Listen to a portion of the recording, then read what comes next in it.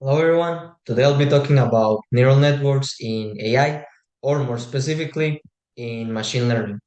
So I'm basically going to be talking about all the process that the machine goes, so that given the inputs, given a specific task, how it manages to actually like make decisions, learn from them, like collect data, use it to solve the specific task, but then also store it so that for a later task, they can use it. I mean, if it's possible. So with no other things to say, let's dig into it.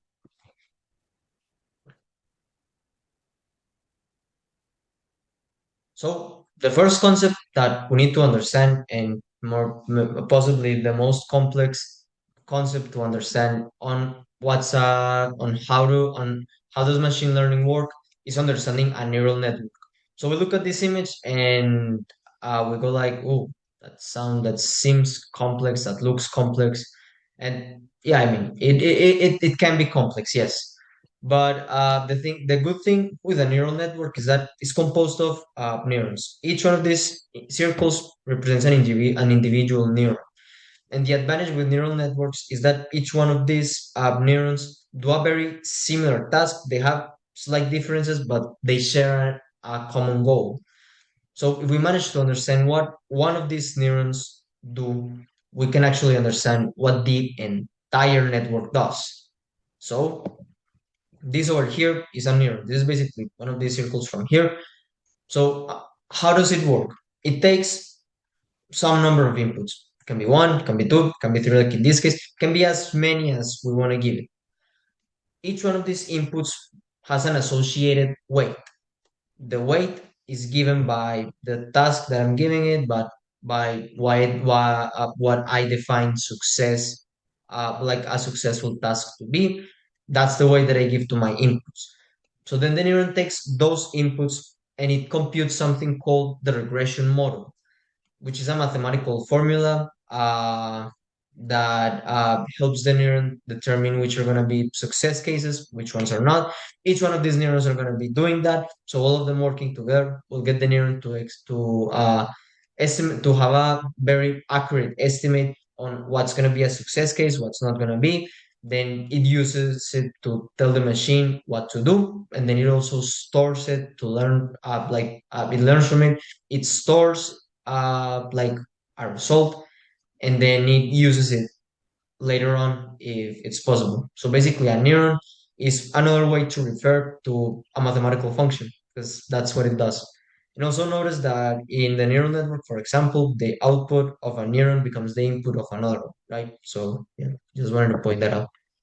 So as I said, a neuron is basically a mathematical formula. It computes a linear regression model, and a linear regression model is just a line that splits the possible cases into two, the successful ones, the unsuccessful ones. So this is basically all that a neuron does. So now let's look at an example. So let's pretend that we want to have an awesome or successful Friday night. To do so, we determine that we need nachos and beer glasses. So first thing I want to point out, what successful, or in this case awesome, means can vary from person to person. What I determine to be a successful Friday night may not be the same thing that someone else considers. So that's something like very important to take into account. That what the machine does, what the neural network does, what each individual neuron does, is determined by the person who defines the situation. So in this particular example, the person defines an awesome Friday night to only be possible if they have nachos and VR glasses. So the thought process that we do as humans is similar to the ones that machine do, only that a machine takes a couple more of steps. So basically, what we do we have nachos? Do we have VR glasses? Yes, okay, it's gonna be successful. Anything else gonna be a no, right? How does a machine do it? So first, it takes in the variables, nachos and VR glasses. So as we can see, VR glasses are in the horizontal axis. Nachos are in the a vertical one. Gray is it's not there. In color is it is there. So, for example, if I don't have VR glasses and also don't have nachos, it's gonna be an unsuccessful Friday night. If I don't have VR glasses but have nachos, it's still not gonna be successful. However, if I have VR glasses and nachos, and that's a very important part in this, I am gonna have a successful Friday night or an awesome Friday night in this case. So that's one thing to point out. So the neural network uses this, goes through like each one of the scenarios, determines, oh, this is not part of the success cases, so it's gonna be unsuccessful. This is okay, then it's gonna be a success case. So the way that it would be better represented for a machine would be in terms of zeros and ones. Zero means not successful, one means successful. Notice that this is a disjunction, and a disjunction is only evaluated to true, one, or positive when all of its inputs are evaluated to one in this case. So keeping this in mind, uh, the neural network needs to come up with a linear regression model to split this into two cases using the line, to split it into two cases, the unsuccessful cases and the one, to group them together, right? So uh yeah, so we can see that this can very easily be done by just one neuron. So in this particular scenario, our neural network will consist of just one neuron. So that's another thing that I wanted to point out. A neural network can have one neuron, can have two neurons, can have as many neurons as we need to carry out the task. So in this case, just with one neuron, given that I'm telling it, okay, split my success case and my unsuccessful ones, taking into account what I define success to be, it splits it like that. So green represents all the success cases, zero represents all the unsuccessful cases. Notice that it's an area, it's not just the number. So the reason behind this is that, okay, let's pretend that we have our VR glasses and we have the nachos, right? Technically, we should be in this one region. But now let's pretend that our VR glasses are at 2% battery. That's like not having them, right? So that would actually fall all the way over here, but would be very close. So it's like a whole area. Anything that's like so yeah, anything that's in between there would be like unsuccessful cases. All of the things that are here would be successful cases. Let's say, for example, that I have nachos, but they're not the type of nachos that I like the most, but are still nachos that I like. That would be like that. And I also have beer glasses. That would sound to me like part of this green part, and yeah, etc., etc., etc. So it works like that. Now let's go to a more difficult example.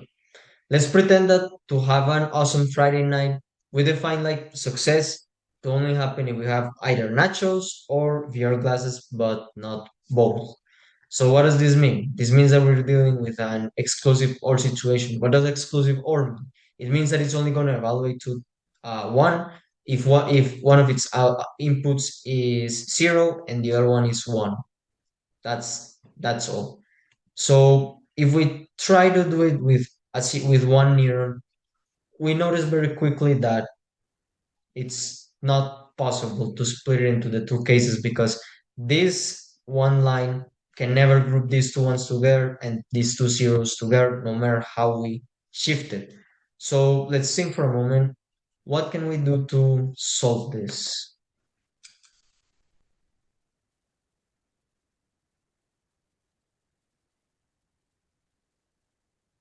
The answer, just add a second neuron.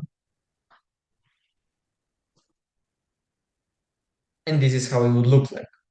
So by adding a second neuron, what we're doing is that each one of these neurons is calculating one specific line. So for example, this neuron is calculating this line, this other neuron is calculating this other one, and then we managed to actually split all of the cases into the two scenarios.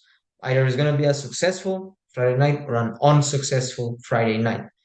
That's how it works, just like that. And yeah, as I said before, our neural network can work with one neuron, can work with two. In this case, maybe we may require more and stuff like that.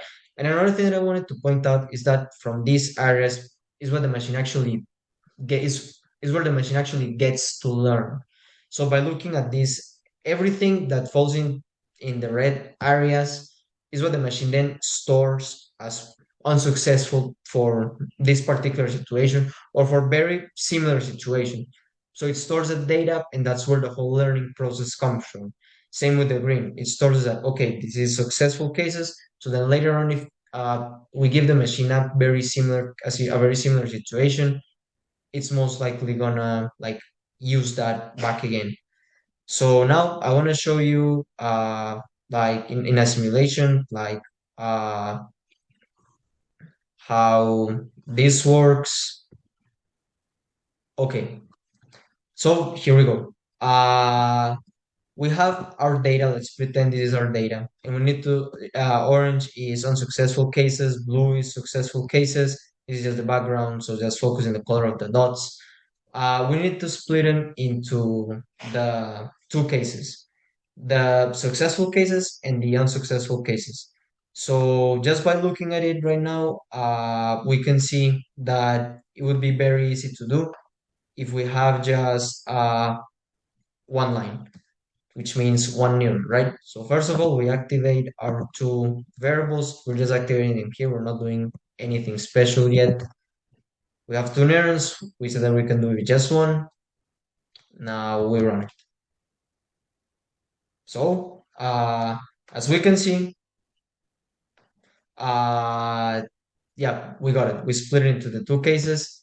The unsuccessful ones are grouped together. The successful ones are grouped together. That's it. But now let's go to a much more complex example. What if this is what we have?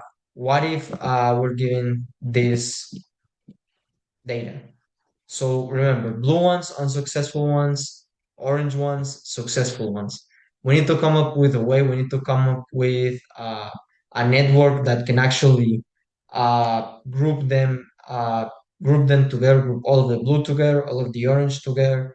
Uh, yeah, like that. So let's see if we can come up with a way to do this. So if we think one neuron would be enough, let's see. One line doesn't seem to get us anywhere. How about two lines? Two lines seems like close. We could have one line here, one line here. That would very much evenly split into the four things. Let's actually give it a chance. Let's see if it works. We activate our two variables, two neurons, we run. So, yep.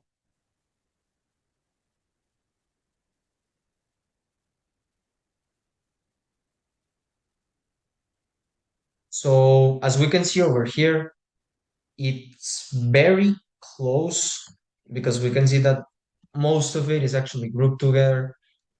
But as we can see, there's one blue one here with the orange, another one here, there's one orange here. These two are basically midpoint. So it's not enough. So two neurons are not enough. So let's go back to our original scenario. So this is the point where we take a moment and just think, like, how are we gonna do it? So actually, if we take a look at this, we may guess, okay, so we have one, two, three, and four. So what if we use four neurons? Each one like here, line here, and here, here, or something that goes like here, and then here, and that manages to split my two groups. So let's give that a chance. So we add a layer, we add four neurons. Now let's see if it works.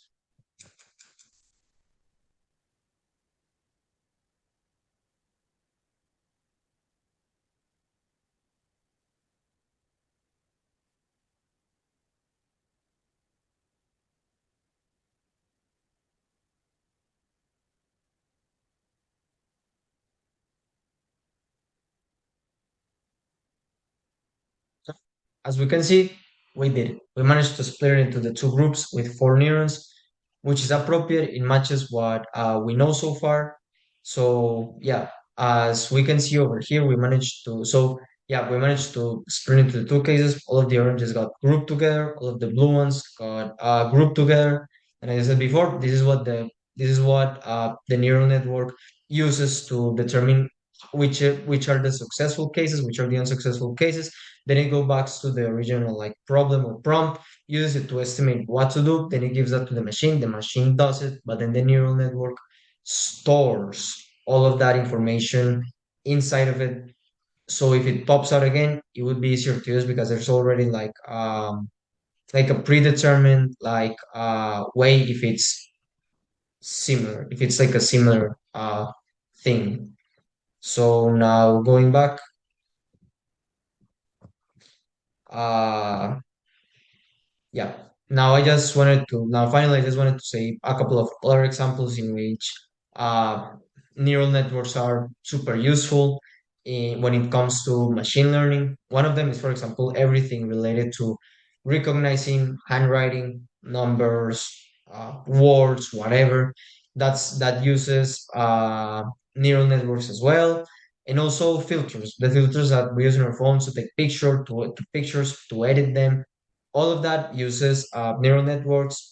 They use these two examples, for example. These two examples use matrices, neural networks to compute, like to edit the pixels, get the frames that they like need, get the parts that they need to extract like the information, and stuff like that. So yeah, neural networks are are a topic that's very broad, especially when it comes to AI and machine learning. So yeah, that's it. Thank you for listening and have a good one.